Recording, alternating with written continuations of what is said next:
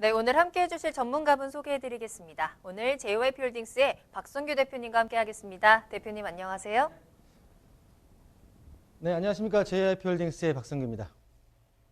네, 오늘 박성규 대표님과 함께 부동산에 대한 다양한 정보들 그리고 여러분들의 고민 상담 또 쏠쏠한 투자 정보까지 끝까지 꼭 함께 해보시길 바라겠습니다. 자, 오늘의 첫 순서 이슈 시그널부터 출발해 볼 텐데요. 자, 대표님 오늘은 어떤 이슈 살펴볼까요? 요즘에 근로소득자들, 직장인들이 가장 궁금한 게 이번 달에 들어서 연말정산이죠. 그렇죠. 자, 부동산에 있어서도 관련된 연말정산 항목들이 있습니다. 네. 자, 오늘은 부동산 관련 연말정산 체크 포인트에서 준비해 봤는데요. 먼저 준비된 이슈 시그널 영상부터 만나보시겠습니다.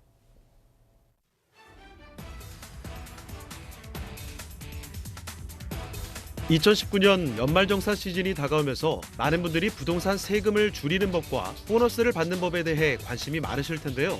특히 매달 월세를 내는 세입자들에게 희소식이 있습니다. 연말정산에 있어 월세는 세액 공제가 된다는 사실인데요. 세액 공제는 납세자에게 부과된 세액 중 일정 부분을 공제해주는 것을 의미하며 과세 표준의 세율을 곱해 산출한 세액에서 정해진 만큼의 세액을 차감해주는 것입니다. 공제 대상자는 1년 총 급여가 7천만 원 이하인 무주택 근로자나 종합소득 금액 6천만 원 이하 무주택 성실 사업자로 1년간 낸 월세를 750만 원 한도에서 10% 돌려받을 수 있는데요. 2019년부터는 월세 세액 공제 적용 대상 기준이 완화돼 국민주택 규모보다 크더라도 기준시가 3억 원 이하인 주택을 임차하고 월세를 지급한 경우에도 공제가 가능합니다. 그럼 2019년 부동산 연말정산, 부동산 시그널과 함께 꼼꼼하게 따져보고 13월의 보너스 같은 세금 혜택 팁을 알아보겠습니다.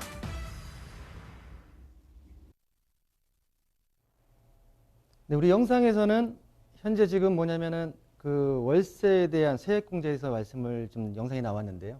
그 외에 전세자금 대출에 대한 이자 상환, 그리고 자기가 집을 매입할 때 근저당을 걸었던 저당권에 대한 원금에 대해서 이자가 나갔다는 부분도 가능하고요. 또 그리고 본인들이 무주택자로서 주택을 마련하기 위해서 청약저축이나 청약종합저축을 냈을 때 그 금액에 대한 공제까지도 가능한 부분을 오늘 이 시간을 통해서 좀 말씀을 드려보겠습니다. 자, 부동산에 관련해서 한참 지금 1월 달까지, 1월 말까지 또 2월 달까지 한참 연말정산에 대해서 많이 준비를 하고 계실 텐데요. 자, 부동산에 관련해서도 연말정산 공제 항목들이 있습니다. 자, 보시는 대로 13월에 보너스라고 하는 연말정산, 부동산도 가능하다는 부분 자체의 주제를 가지고선 한번 내용을 한번 펼쳐보겠습니다. 자, 첫 번째로 우리 영상에서 만나보셨듯이 월세 세액 공제입니다. 자, 공제 대상 및 공제액을 보시면요. 우리 영상에서도 언급이 됐지만 근로소득 7천만 원 이하 그리고 사업소득 6천만 원 이하인 무주택자가 공제율 10%를 받을 수 있습니다. 이 10%의 기준은 1년간 지불한 월세액인데요. 월세액을 전체가 공제되는 게 아니라 전체 금액에서 공제되는 게 아니라 연 한도액은 750만 원까지로 정해져 있습니다. 그렇기 때문에 실질적으로 공제 대상 여기에 포함되시는 분들 같은 경우는 750만 원 부분 자체에서 10%면 75만 원까지 세액 공제가 가능하고요. 또 보시는 대로 근로소득 5,500만 원 이하, 사업소득 4천만 원 이하의 무주택자 같은 경우에는 월세 750만 원 한도 내에서 공제율 12%를 적용할 수 있기 때문에 실질적으로 90만 원의 세액 공제를 받을 수 있다, 최대. 자, 그러면 공제 적용주택. 올해부터 적용주택에 있어서 좀 완화가 됐는데요. 기존에는 국민주택규모 전용 85제곱미터의 주택, 오피스텔 고시원만을 가지고선 세액 공제를 해줬지만 올해부터는 국민주택 규모 85제곱미터보다 크다 하더라도 기준시가가 3억 원 이하까지도 포함됐기 때문에 좀 더 많은 분들이 세액공제를 받을 수 있다라는 부분 자체의 특징이 있고요. 자, 주의할 점은 좀 잘 보셔야 될 텐데요. 보시는 대로 임차 계약상 주소와 임차인의 주민등록 등본 주소지가 동일해야 되고요. 그리고 연말정산 신청인 명의로 송금된 월세 납입 증명서를 첨부를 해야지 본 세액공제를 받을 수 있다라고 말씀 좀 드리고요. 자, 신청서를 보시게 되면 등본, 그리고 임대차 계약서 사본, 그리고 월세 증명, 납입 증명 서류가 필요하다. 우리 무주택 근로자들 임대차를 월세로 임대차로 계신 분들 같은 경우에는 꼭 체크를 하셔가지고 세액공제를 받으셨으면 좋겠다라는 부분 저처럼 말씀 좀 드리고요. 자, 두 번째는 무주택자로서 주택을 마련하기 위해서 청약저축, 그리고 주택청약 종합저축을 가입해서 월 얼마씩 불입을 하고 계신 분들이 굉장히 많을 겁니다. 현재 청약저축 가입 인원이 거의 3천만 명에 육박했기 때문에 많은 근로자들이 여기에 해당될 텐데요. 일단 중요한 거는 총 급여액이 7천만 원 이하인 무주택 세대주로서 과세연도 주택마련저축의 납입금의 40%가 공제된다라는 부분 자체를 말씀을 좀 드리고요. 자, 주의할 점은 청약저축 같은 경우에는 근로자 본인 명의의 가입 부분 자체가 필요하고요. 배우자 명의 계좌 공제 대상 같은 경우에는 해당이 안 된다는 부분 자체를 좀 유의하셔야 된다라는 말씀을 좀 드리겠고요. 자, 주택 청약 종합저축 같은 경우에는 똑같이 세대주 근로자가 무주택 확인서를 다음 연도 2월 말까지 저축취급은행에 기관에 제출을 해야지 본 공제를 받을 수 있다라고 말씀을 좀 드리겠습니다. 자, 근데 이렇게 청약저축을 들었다가 해지를 했을 경우에 가산세가 좀 붙는데요. 보시는 대로 장기주택마련 저축 같은 경우에는 주택불입액의 4%, 그리고 주택청약 종합저축 같은 경우에는 저축불이익의 6%를 해지 추징세액으로 가산세가 붙고요. 추징기간은 5년. 단 소득공제 제외되는 부분 자체가 해지 추징세액 대상은 제외된다는 부분 자체로 생각을 하시면 될 것 같습니다. 자, 다음은 주택임차 차입금 원리금 상환액 소득공제인데요. 이 부분 자체는 뭐냐면 주택임차 차입금, 우리가 흔히 말하는 전세 자금 대출이 되겠습니다. 공제 대상은 과세기간 종료일 현재 무주택적 세대주고요. 공제금액 같은 경우에는 주택임차 차입금 원리금 상환액의 40%를 세액공제가 아니라 소득공제를 받을 수 있다는 부분 자체고요. 보시는 대로 주택마련저축, 좀 전에 말씀드렸던 주택청약이나 종합저축에 대한 부분 자체의 공제금과 합산해서 연 300만 원까지 공제가 가능하다라는 부분 자체로 이해를 하셔야 될 것 같습니다. 자, 본 전세자금 대출 같은 경우에 소득공제를 받기 위해서는 유의할 점이 있는데요. 보시는 대로 대출 기간에서 임차인, 본인이 아니라 세액공제를 소득공제를 받는 본인이 아니라 임대인에게 계좌로 직접 입금이 돼야 된다. 보증금 자체가 중요하고요. 보시는 대로 임대차 계약서상 입주일과 주민등록 등본상 전입일 중 빠른 날로부터 전후 3개월 이내에 차입한 금액에 한해서 소득공제가 된다. 그러면 어떤 서류가 필요하느냐?